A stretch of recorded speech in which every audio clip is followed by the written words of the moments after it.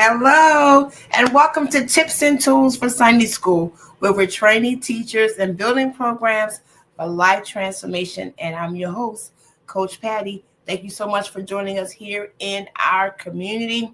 Please like and share this video. Make sure you subscribe to my YouTube page. Listen, I need you to subscribe to the YouTube page, okay? We are trying to build that community. If you subscribe to my Facebook page, go subscribe to my YouTube page. You come into my workshops, you come into the coach class, subscribe to the YouTube page. If you're getting our emails, subscribe to the YouTube page. All right. Thank you so much for that. This is the year to become a better communicator. This is the year to become a better communicator. We are working with our Christian educators, Bible study teachers, small group leaders to be able to present our information clear, concise, and compelling. Remember, we are teaching the Word of God, which brings life transformation, and we must be able to communicate that message effectively. So now we're going to move to our next area, which is visit the visual. Visit the visual. When you look at yourself presenting, do you have distracting, nervous gestures, such like moving your glasses? I have one where I touch my nose. I touch my nose a lot when I'm nervous, and I didn't realize that. But as you begin to become a better communicator and you visit the visual, you notice when you have distracting, nervous gestures. Do you have distracting body language? Do you move your hands and things just too much, or do you do the same movement all the time? Is it just outlandish, or is it just boring? Is your body language, your hand movements distracting to your message? And do you have distracting clothes and makeup and outfits where people are paying more attention to what you look like instead of what you're saying? So how can we visit the visuals? How can we fix that? Number one, we're going to talk about this each time, is awareness. You have to be aware of what you look like, what you sound like. I need you to record yourself and look at yourself. Do you have distracting nervous gestures? Do you wear clothes that are distracting? Are your hand gestures and your body movements distracting? Write those things down, because you need to become aware so you can cancel the old habits and create the new ones. Here's the first one. You got to eliminate nervous gestures. Once you become aware of them, you have to eliminate them, which means I know when I'm getting ready to reach for my nose and I just hold my hands down and don't reach for my nose, okay?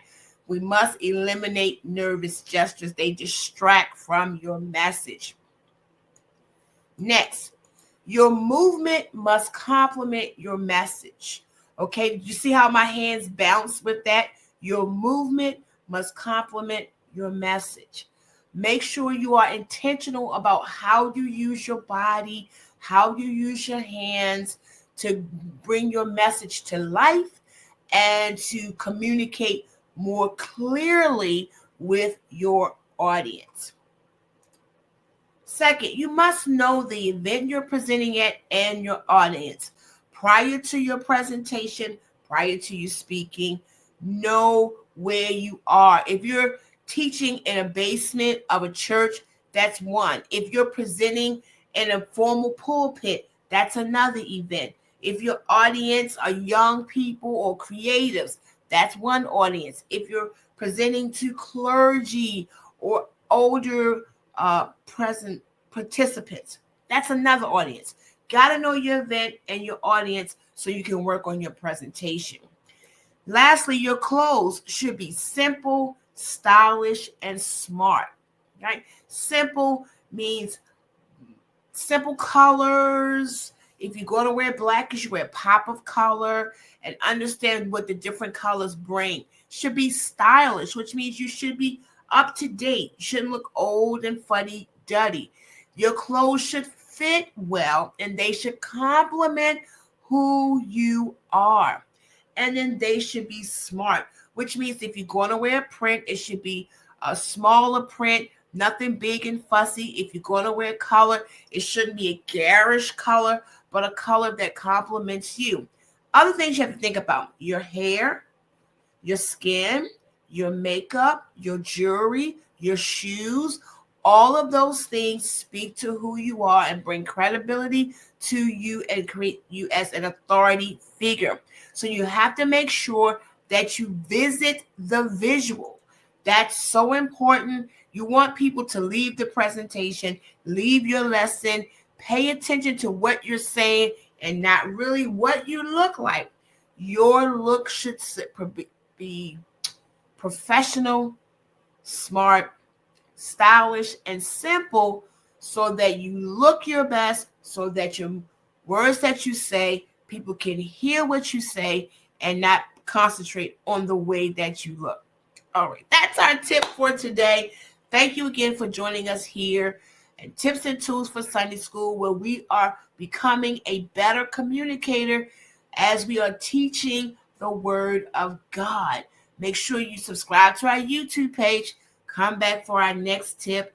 And thank you for joining us here.